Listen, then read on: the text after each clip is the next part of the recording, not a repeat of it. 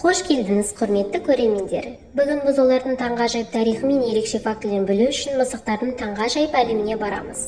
Уақыт саяхатын бастайық және бұл жұмбақ жаратылыстардың планетада қашан пайда болғанын білейік. Мысықтар адам қолға үйреткен алғашқы үй жануарлардың бірі болған сияқты. Оларды үйде қолға үйрету шамамен 9500 жыл бұрын қазіргі Түркия мен Ливия аймағында болған. Ол кезде мысықтар зиянды кеміргіштерді аулау дағдыларымен адамдардың назарын аударды. Бұл әсіресе егіншілік пен азық-түлікті сақтау үшін пайдалы болды. Уақыт өте келе мысықтар бүкіл әлемге тарала бастады және әр аймақ өздерінің мысық тұқымдарын өсірді.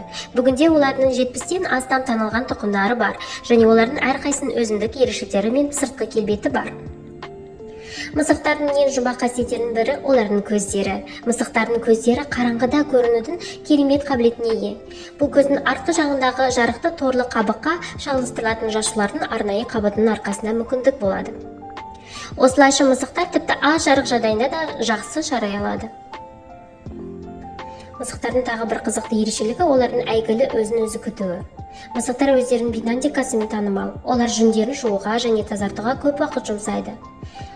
Бұл оларға әрдайым таза болуға ғана емес, сонымен қатар дене температурасын бақылауға және өздерін қажетсіз паразиттерден қорғауға көмектеседі. Сіздердің көпшілігіңіз білетіндей, мысықтар бізбен және бір-бірімен сөйлесу үшін әртүрлі дыбыстар шығарылады. Біз мысықтармен байланыстыратын ең ерекше дыбыстардың бірі олардың мылдауы. Пурлинг – бұл мысықтың рахатының белгісі ғана емес, сонымен қатар бұл оларға ауру мен стрессті жеңуге көмектеседі. Мысықтар нағыз спортшылар. Олар икемділік, жылдамдылық және керемет биіктерге секіру сияқты таңғажайып физикалық қабілеттерге ие. Кейбір мысық тұқымдары денесінен 6 есе үлкен қашықтыққа секіре алады.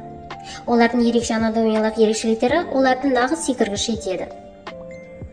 Бірақ бұл мысықтардың ерекше ететін жалғыз нәрсе емес. Олар сондай-ақ қораптар мен қаптамаларға жұмбаққа байланысқа ие. Мысықтар өздерінің кішкентай жайлы құпия бөлмесіне пана мен сенімділік табатын сияқты. Бұл мінез-құлық олардың қорғаныс инстинктімен және қауіпсіз жерде жасырануға деген ұмтылысымен байланысты. Бұл мысықтар туралы қызықты фактілер, бұл жұмбақ және болжау мүмкін емес жаратылыстар. Біздің мысық әлеміне саяхатымыз сізге ұнады деп үміттенеміз. Жаңа қызықты оқиғаларды жібермей алмау үшін біздің арнамызға жазылыңыз. Жаңа кездесулерге дейін.